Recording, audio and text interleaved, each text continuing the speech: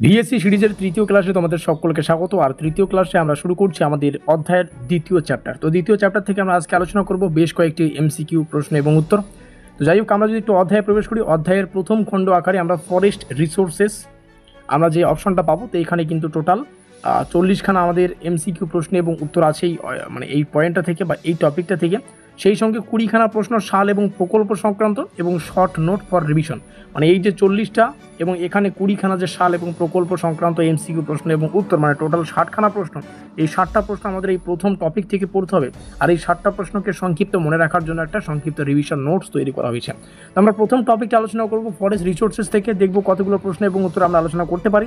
এখানে পরবর্তী টপিকগুলোর ডিটেলস তোমরা দেখতে পারবে, অর্থাৎ ওয়াটার রিসোর্স থেকে 30খানা প্রশ্ন, মিনারেল রিসোর্সেস থেকে যে কয়েকটা 20খানা প্রশ্ন। তো এইভাবে কিন্তু পরের ক্লাসে আমরা সেই ডিটেলসটাকে তোমাদের সামনে শেয়ার করবো। প্রথমে আমরা দেখে নিচ্ছি আমাদের দ্বিতীয় অধ্যায়ের প্রথম খণ্ড, সেটা হচ্ছে ফরেস্ট রিসোর্সেস থেকে। প্রথম প্রশ্ন, ভারতের মোট ভূখণ্ডের কত শতাংশ বনভূমি রয়েছে? সেটা হচ্ছে 24.62। তো 24 মোস্ট ইম্পর্টেন্ট, ঠিক আছে। তারপরে 62 থাকতে পারে, 64 থাকতে পারে, সেটা ডাজ নট ম্যাটার।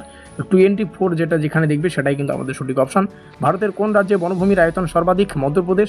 উত্তরবঙ্গের কোন সংরক্ষিত বনটি রয়্যাল বেঙ্গল টাইগারের জন্য বিখ্যাত? উত্তরবঙ্গের তোমরা সবাই জানো, সেটা হচ্ছে বক্সা। নিচের কোনটি উত্তরবঙ্গের একটি জাতীয় উদ্যান মানে ন্যাশনাল পার্ক? সেটা হচ্ছে গরুমারা। বন ধ্বংসের প্রধান কারণ কোনটি? খনি কার্যক্রম এবং কাঠ আহরণ। উত্তরটা দেখে নেবে।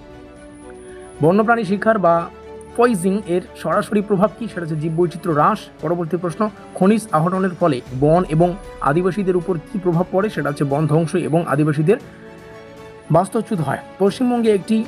পশ্চিমবঙ্গে কোনটি একটি বন্যপ্রাণী অভয়ারণ্য? সেটা হচ্ছে রায়গঞ্জ, আমরা দেখতে পাচ্ছি। নিচের কোন রাজ্য বনভূমি শতকরা হার সর্বাধিক? সেটা হচ্ছে মিজোরাম। আদিবাসী জনগোষ্ঠী বন থেকে কিভাবে উপকৃত হয়? সেটা হচ্ছে আমরা এখানে অপশনটা দেখতে পারবো, প্রাকৃতিক সম্পদ ও জীবিকার উৎস। 11 নম্বর প্রশ্ন, নিচের কোনটি উত্তরবঙ্গের একটি সংরক্ষিত বন? সেটা হচ্ছে চেপড়াবাড়ি। পরবর্তী 12, ভারতের বন রিপোর্ট প্রস্তুত করে কোন সংস্থা? সেটা হচ্ছে FSI, অর্থাৎ ফরেস্ট সার্ভে অফ ইন্ডিয়া। পুরো নাম জানতে চায়, পরীক্ষায় ভাবে প্রশ্ন ঘুরিয়ে ফিরে আসতে পারে। FSI এর পুরো নাম কি? সেটা হচ্ছে ফরেস্ট সার্ভে অফ ইন্ডিয়া।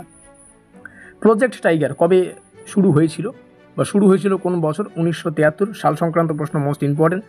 14 নম্বর প্রশ্ন, বন ধ্বংসের ফলে কোন পরিবেশগত সমস্যাটি দেখা যায়? আমরা সবাই জানি, এটা মোস্ট ইম্পর্টেন্ট বিষয় এবং সবার নলেজের মধ্যেই থাকে, সেটা হচ্ছে মাটির ক্ষয়, বন্যা। নিচের কোনটি, 15 নম্বর আমরা দেখতে পাচ্ছি, নিচের কোনটি বন ধ্বংসের সামাজিক প্রভাব? আদিবাসীদের বাস্তুচ্যুত, বা এর আগেও আমরা যেটা আলোচনা করলাম। উত্তরবঙ্গের কোন অভয়ারণ্য হর্নবিল পাখির জন্য বিখ্যাত? সেটা হচ্ছে মহানন্দা। 17 নম্বর, ভারতের কোন কেন্দ্রশাসিত অঞ্চলটির বনভূমির পরিমাণ সবচেয়ে বেশি? সেটা হচ্ছে লাক্ষাদ্বীপ। আমরা নিচে আসবো, এটা আন্দামান ও নিকোবর হবে। ভারতের পরিবেশ ও বন মন্ত্রণালয়ের পূর্বরূপ কি? সেটা হচ্ছে এখানে তোমরা দেখতে পাচ্ছ এই যে এখানে শর্ট ফর্মটা দেখতে পাচ্ছ, এটার শর্ট ফর্ম, ফুল ফর্মতে জানতে চাইতে পারে, সেটা হচ্ছে ministry of environment, forest and climate change. এখানে কিন্তু শর্ট ফর্ম এবং এটার পূর্ণ নাম পরীক্ষায় জানতে চাইতে পারে যে এটার সম্পূর্ণ নাম কি বা পুরো নাম কি, এভাবে কিন্তু প্রশ্ন আসে। নিচের কোনটি বন রক্ষার একটি উপায়? সেটা হচ্ছে সামাজিক বনাঞ্চল বা বনায়ন। তার বনভূমি হ্রাস পেলে জলবায়ুর উপর কি প্রভাব পড়ে? সেটা হচ্ছে গ্রিন হাউস গ্যাস বৃদ্ধি করা। তো যাই হোক, আজকে 20খানা প্রশ্নে আলোচনা করলাম দ্বিতীয় অধ্যায়ের প্রথম টপিক থেকে, মোস্ট ইম্পর্টেন্ট 20খানা। পরবর্তীতে আরও 20খানা প্রশ্ন এবং উত্তর তোমরা বিকালে অর্থাৎ 6:30টার দিকে পেয়ে যাবে। মিলতে নেক্সট ক্লাসে। আজকের এই ভিডিওটি এই পর্যন্তই।